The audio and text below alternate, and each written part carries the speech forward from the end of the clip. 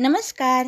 आज आपण बाजरी न भिजवता किंवा न आंबवता एकदम टेस्टी, कुरकुरीत आणि छान असे बाजरीच्या खरोड्या बनवणार आहोत. त्यासाठी बाजरी कशी घ्यायची, भरड कशी काढायची, बाजरी किती वेळ शिजवायची, हे सगळे आपण या व्हिडिओमध्ये पाहणार आहोत. बाजरीच्या खरोड्या बनवत असताना हाताला खूप चटके बसतात. त्यासाठी या व्हिडिओमध्ये टिप्स सांगितल्या आहेत. जरी तुम्ही पहिल्यांदाच खरोड्या बनवत असाल तर हा व्हिडिओ पाहिल्यानंतर एकदम परफेक्ट अशा होतील. चला तर मग वेळ न घालवता करूया रेसिपीला सुरुवात. बाजरीच्या खरोड्या बनवण्यासाठी इथे मी घेतलेली आहे अर्धा किलो हिरवीगार बाजरी. बाजरी घेताना शक्यतो गावरान अशी असावी. गावरान बाजरी कशी ओळखायची तर बाजरी एकदम हिरवीगार आणि बारीक अशी असते. ही बाजरी कुठल्याही धान्याच्या मार्केटमध्ये इझिली मिळते. सुरुवातीलाच या बाजरीला मी स्वच्छ धुवून एक दिवस उन्हात वाळवून घेतलेली आहे. आता आपण या बाजरीची भरड काढून आणणार आहोत. बाजरी जर जास्त असेल तर गिरणीमध्येच भरड काढून घ्या. गिरणीमध्येच एकसारखी भरड येते. मिक्सरला ही भरड काढण्याचा प्रयत्न करू नकात. आपण जरी ही भरड जाडसर आणलेली असली तरीसुद्धा यामध्ये थोडेसे पीठ येते. ही भरड एका बाजरीचे 2 तुकडे अशी असावी. खूप जास्त बारीक नसावी. जर भरड बारीक असेल तर सांडगे चिकट होतात आणि मग ते कुरकुरीत लागत नाहीत. त्यासाठी होईल तितकी जाड भरड काढून घ्या. आता ही भरड एका चाळणीने चाळून घेणार आहोत. म्हणजे यामधले जे काही पीठ आलेले असेल तर ते बाजूला निघेल. जर तुम्ही भरड न चाळता अशी शिजवून घेताल तर खरोड्या एकदम चिकट अशा होतील आणि त्या कुरकुरीत अजिबात लागणार नाहीत. त्यासाठी शक्य होईल तेवढे चाळणीने सगळी भरड चाळून घ्यायची आहे. आणि जी वर राहिलेली भरड आहे ती एका बाजूला काढून घ्यायची आहे. खाली शिल्लक राहिलेल्या पिठाचे काय करायचे ते मी नंतर सांगेल. अशाच प्रकारे 2-3 बॅचमध्ये ही भरड चाळून घेते. आणि जे काही शिल्लक आलेले पीठ आहे ते ज्या वेळेला आपण बाजरीच्या पापड्या बनवतो त्यावेळेला पापड्यामध्ये घातले तरीसुद्धा चालेल किंवा त्या पिठाची भाकरी बनवली तरीसुद्धा चालेल. तर इथे आपली भरड एकदम छान अशी तयार झाली आहे. आता तयार झालेली भरड एका पातेल्याने मोजून घेणार आहोत. कारण आपण किलोच्या प्रमाणात मोजून घेतली तरीसुद्धा यामध्ये पीठ शिल्लक निघलेले आहे. त्यासाठी परत आपण ही भरड मोजून घेणार आहोत म्हणजे आपल्याला पाण्याचा अंदाज येईल. तर इथे आपले 1 पातेले भरून भरड तयार झाली आहे.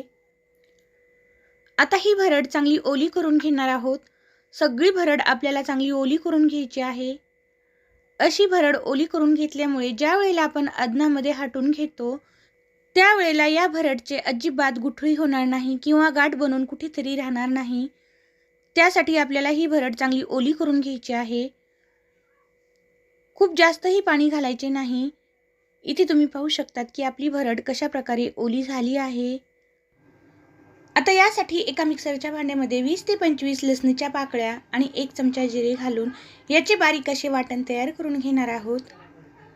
तर इथे आपली सुरुवातीची सगळी तयारी झाली आहे. आता ही भरड शिजवून घेण्यासाठी आपण पाणी ठेवणार आहोत. त्यासाठी ज्या पातेल्याने आपण भरड मोजून घेतलेली आहे त्याच पातेल्याने 3 पातेले पाणी गरम करून घ्यायचंय. म्हणजेच या पाण्याची चांगली खळखळ उकळी काढून घ्यायची आहे. पाण्याला चांगली उकळी आली की जे आपण जिरे आणि लसणाचे वाटण तयार करून घेतलेले आहे ते घालूयात. यासोबत 1.5 चमचा लाल तिखट घालणार आहोत. तिखटाचे प्रमाण इथे तुम्ही तुमच्या आवडीनुसार कमी अधिक घालू शकतात. यासोबतच चवीनुसार मीठ घालायचंय. इथे जर तुम्हाला लाल तिखटाऐवजी हिरवी मिरची आवडत असेल तर हिरवी मिरचीचा ठेचा घातला तरीसुद्धा चालेल. सगळे साहित्य घातल्यानंतर परत एकदा याला चांगले एकत्र मिसळून घ्यायचं आहे. यानंतर अर्धी वाटी बारीक चिरून घेतलेली कोथिंबीर घालणार आहोत. त्याचबरोबर 2 ते 3 चमचे पांढरे तीळ घालायचे आहेत. आणि परत या पाण्याला उकळी येण्याची वाट पाहूयात. जर तुम्हाला माझी ही रेसिपी आवडली असेल तर प्लीज व्हिडिओला लाईक करा, चॅनलला सबस्क्राईब करा.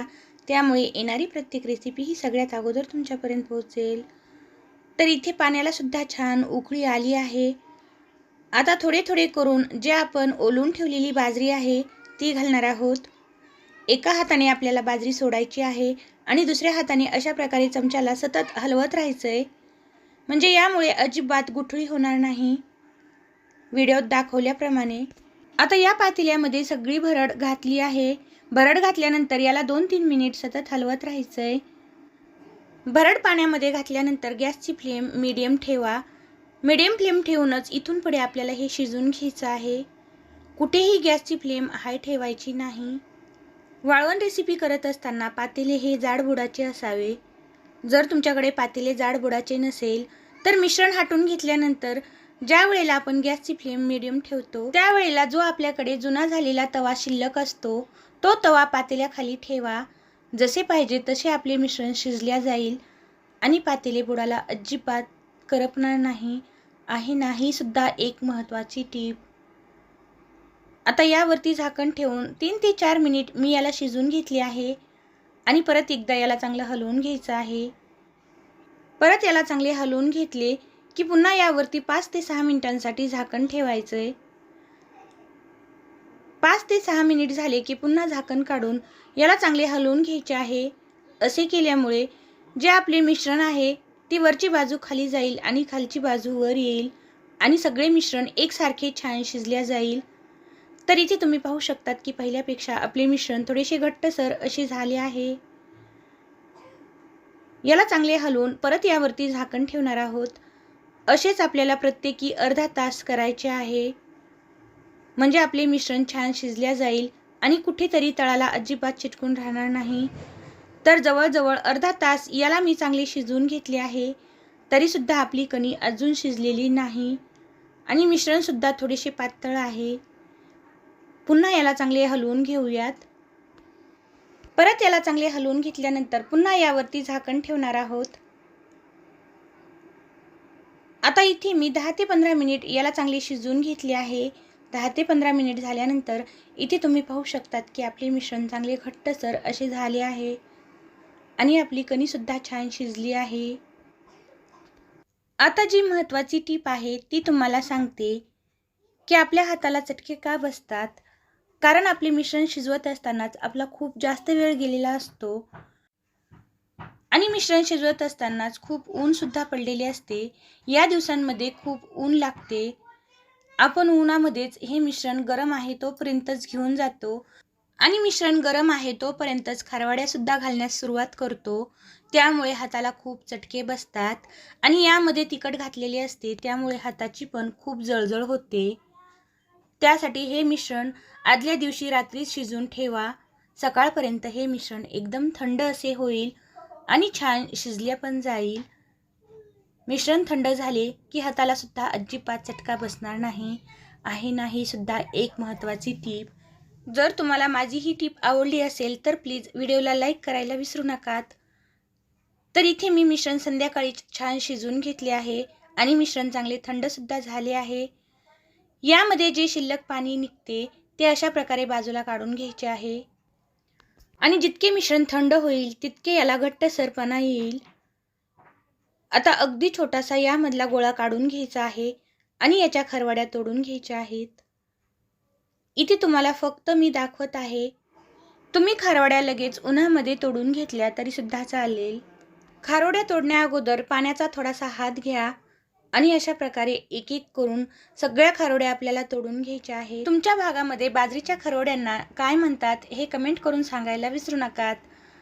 कारण प्रत्येक भागानुसार बाजरीच्या खारोड्याला वेगवेगळ्या नावाने ओळखले जाते. कारण आमच्या भागामध्ये बाजरीच्या खारोड्यांना सुद्धा बाजरीचे सांडगेच म्हणतात. अशाच प्रकारे इथे मी सगळे सांडगे तोडून घेते. हे मिश्रण शिजण्यासाठी जवळजवळ इथे मला अर्धा तास लागला आणि जे शिल्लक राहिलेले पातेल्यामध्ये मिश्रण आहे ते उन्हामध्येच तोडून घेते. तर 2-3 दिवस उन्हामध्ये वाळल्यानंतर इथे आपले सांडगे एकदम मस्त असे तयार झाले आहेत. हे सांडगे तळून खाल्ले किंवा नुसतेच कैरीसोबत शेंगदाण्यासोबत खाल्ले तरी सुद्धा एकदम भारी असे लागतात. लहान मुलांना तर हे सांडगे खूप आवडतात. हे सांडगे खाण्यासाठी एकदम खुसखुशीत आणि कुरकुरीत असे होतात. यावर्षी उन्हाळ्यामध्ये वाळवण रेसिपी म्हणून तुम्ही असे सांडगे एकदा नक्की बनवून पहा आणि कसे झाले हे कमेंट बॉक्समध्ये सांगायला विसरू नका. रेसिपी पाहिल्याबद्दल धन्यवाद. पुन्हा भेटूया अशाच एका छानशा रेसिपीसोबत. तोपर्यंत खात राहा आणि मस्त